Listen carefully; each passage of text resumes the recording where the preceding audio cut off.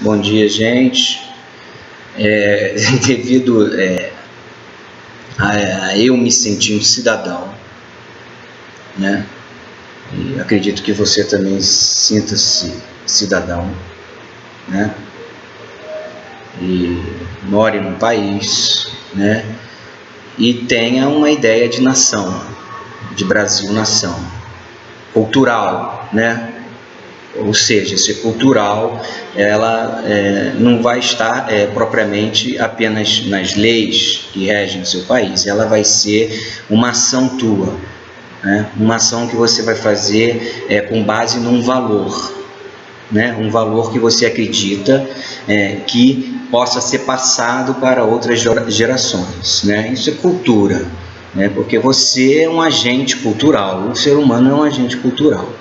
Então a cultura, ela se vincula à ideia positiva de que aquilo que você admite conta um valor e desse valor gera uma ação prática, né? Você admite que isso é bom para todos, né? Que é um bom para o meio. Isso é a formação da cidadania, né?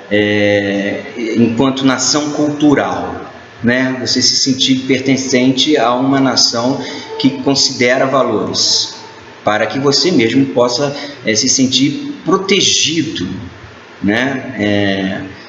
Dentro dessa nação, dentro dessa comunidade, dentro dessa sociedade. Então, se você pensa assim, você já é um cidadão do bem. Porque imagina que você vai viver num meio social onde existam convulsões provocativas o tempo todo, né? Você vai se sentir inseguro, né? E não existe nada mais importante a você trilhar o caminho até da felicidade, né? Enfim, o direito ao cidadão, né? De poder ter sua vida, né? Normal, trabalhando, né? E produzindo e fazendo, né? O seu cotidiano, tendo seus prazeres ali, né? No seu cotidiano. Nada mais importante que você habite um meio harmonioso, equilibrado, um meio social harmonioso, equilibrado. Isso vai te produzir segurança suficiente para você tentar a sua felicidade, né? Seja esta qual for. Bom, então, se você tem esses fundamentos de valores, você já pode escolher as ações que possam perpetuar no seu meio social enquanto esses valores. Então, aqui nós já estamos falando de ética, né? Um entendimento inicial de ética. Se você é cidadão brasileiro e, de fato, acredita que possa construir uma nação brasileira cultural, como a gente já discutiu, então você tem que dar valor à ética. Só que no Brasil as pessoas não sabem o que é ética. As pessoas não estudaram filosofia. E só a filosofia ensina o que é ética. Então nós temos um problema sério que vem aí desde a proibição da filosofia no regime militar, né, na ditadura militar. A intenção era produzir pessoas que não tivessem discernimento crítico suficiente para mudarem e escolherem as ações positivas, porque discernimento não é apenas o entendimento. O discernimento te provoca uma ação positiva. Então, eles tiveram resultado, criaram uma horda e aqui tem que usar a palavra, né, de analfabetos políticos, de pessoas sem formação política, tá? Que agem no limite da imbecilidade, né? Da burrice mesmo, né? E estão aí sendo fomentadas ao meio social de maneira agressiva e odiosa, ao seu meio social brasileiro, ao seu meio social. Então, quando você pensa sobre as suas ações particulares ou os seus interesses particulares e quais os efeitos que ações desses seus interesses podem provocar ao meio, você já está sendo aí fundamentalmente ético na reflexão. Você já está dando valor espiritual à ética. cultural a ética, e é espírito do intelecto humano. Não pense em almas que atravessam a parede. O homem é um grande mistério ainda é dicotômico, corpo, alma, espírito, carne. Mas ainda estamos discutindo isso, embora alguns queiram passar por cima dessa discussão, admitindo verdades, inclusive, que ainda não se tem o esclarecimento desse mistério todo. Mas, enfim, para alguns não há o esclarecimento, Mas, enfim, se você consegue produzir esse primeiro pensamento, meu interesse particular é esse, vai me gerar uma ação dessa. Se você consegue produzir esse primeiro pensamento, qual o efeito que isso gera no meio social que eu estou inserido? Se você consegue produzir isso, você já tem potencialmente capacidade espiritual de refletir eticamente. A ética é essa reflexão, é esse cuidado com o todo, é esse cuidado com o meio que você está inserido. Imaginemos o planeta, Temos aí as imagens hoje, aí, fotos do nosso próprio planeta. Imagine que morram ali 10 mil pessoas. O que acontece com o planeta? Nada. Aliás, morrem milhares de pessoas que são inclusive assassinadas politicamente, Vamos deixar isso também bem claro. Então, agora pegue um indivíduo só nesse planeta e tire dele o planeta, ou tire o planeta dos indivíduos. Aonde você estaria inserido? Em que meio? Onde você habitaria? Daí você vê a importância que se deve dar ao meio, a dependência nossa ao meio. O meio não tem a dependência de nós. Esse pensamento, ele se relaciona com os estoicos, lá, filosofia antiga, lá na Grécia Antiga. Os estoicos já tinham esse nível de consciência ecológica, de entender o planeta como um outro ser, e que deveríamos ter com este planeta uma relação ética. Os estoicos acreditavam que nós devíamos respeitá-lo. Isso é a consciência ambiental de hoje, ecológica de hoje, que está aí sendo discutida de maneira séria pelos políticos, porque quando se transforma apenas em discurso de campanha. Mas, enfim, isso nos mostra o quão importante a ética se relaciona com o outro, ou com o cuidado do outro. A ministra Carmen Lúcia, do STF, ela colocou isso muito bem num programa da TV Brasil, que passa às quartas-feiras, à noite, 10 horas, não lembro o nome do programa, mas ela colocou essa síntese ética muito bem, o cuidado e o princípio de você observar o outro. Os outros, se relaciona com o cuidado ao próprio meio, ao próprio planeta, enxergá-lo também como um organismo vivo, independente do ser humano. Então, essas são as reflexões éticas, isso é a ética e este é o valor ético. O respeito ao valor ético, o respeito à manutenção do equilíbrio e da harmonia social é o que vai possibilitar a sua própria existência. Então, a ética é sempre uma reflexão do indivíduo, do individual ao conjunto. Ela não é um padrão moral. O padrão moral vai ser criado em cima daquilo que o indivíduo aceita quanto positivo e culturalmente positivo, até que se transforme em leis, tendo que ser garantido em leis, virem normas e leis regulamentadas. Aí nós já estamos falando da justiça, de um dos aspectos da justiça, que é a sua artificialidade, né, a criação de leis para garantir, através de reflexões éticas individuais, né, a sociedade atinge uma concordância num modo de conduta, num padrão de conduta, e tenta estabelecer uma garantia de que esse padrão vai ser respeitado, minimamente respeitado, né, e faz isso por leis, né. Isso é um dos aspectos da justiça, é um aspecto artificial. Por isso nós temos os nossos tribunais, os nossos colegiados e os nossos juízes. Aí que eu queria entrar. Depois desse entendimento sobre ética que nós fizemos aqui, eu acordo enquanto cidadão e vejo o ministro do STF, Gilmar Mendes, dizer de maneira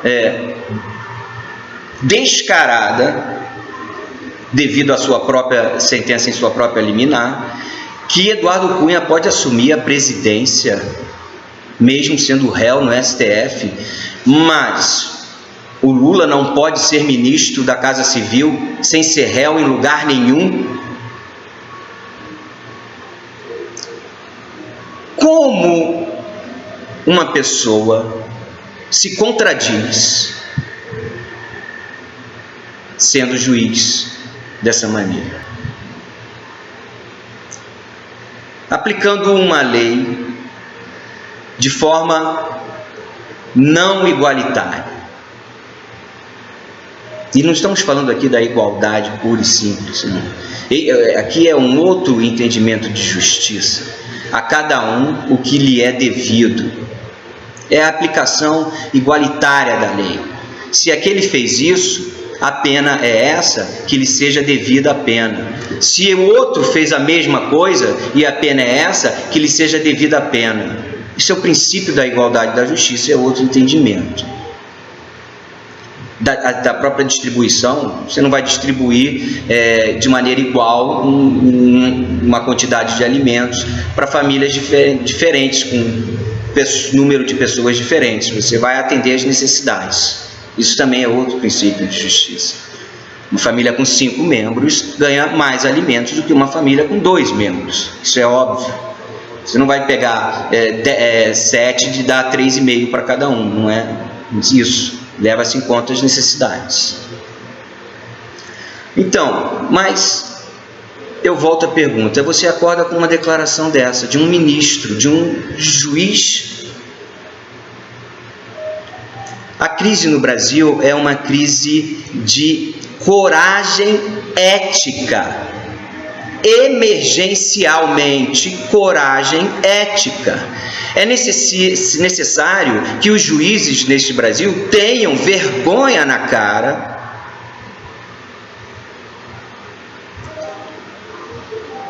e se posicionem de maneira ética, como a ministra Carmen Lúcia do STF já o fez.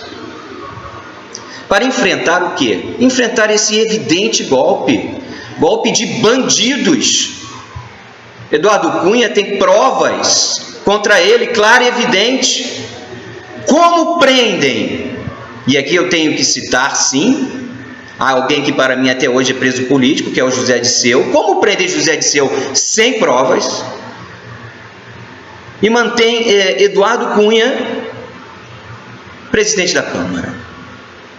O que está acontecendo com esse Brasil? A crise é de coragem ética. Não é uma crise ética, é uma crise de tomar coragem. É emergencial. O golpe é evidente, é hipócrita, é de bandidos. A Rede Globo não conseguiu vencer a comunicação. Ela perdeu. É um golpe de bandidos descarados, fascistas perigosos e famílias mafiosas. É esse o golpe.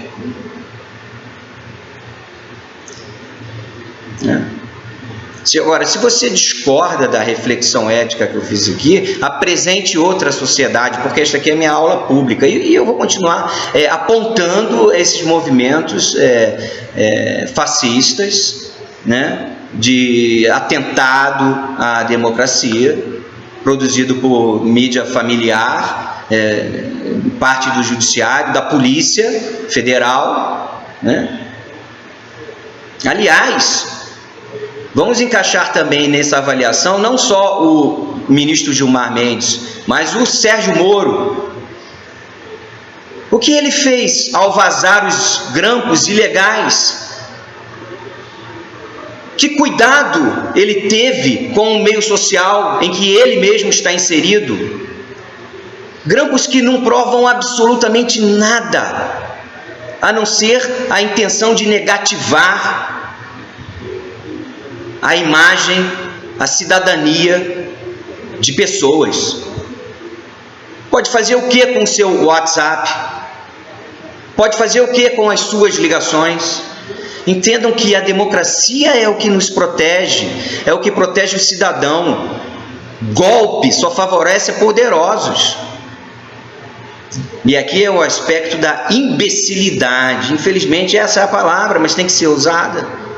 De uma horda de classe média conservadora que se dá a esse fascismo todo, mas que não é a maioria no país, não representa absolutamente nem 0,3% da maioria do país.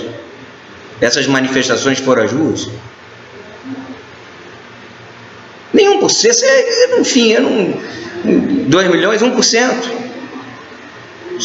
Não foi, isso não se está levando em consideração. O que se está levando em consideração aqui é o zelo à ética. É o zelo na construção de um país de verdade, em que o estrangeiro possa olhar para nós e dizer: no Brasil eles foram éticos, eles seguraram sim o golpe descarado de bandidos.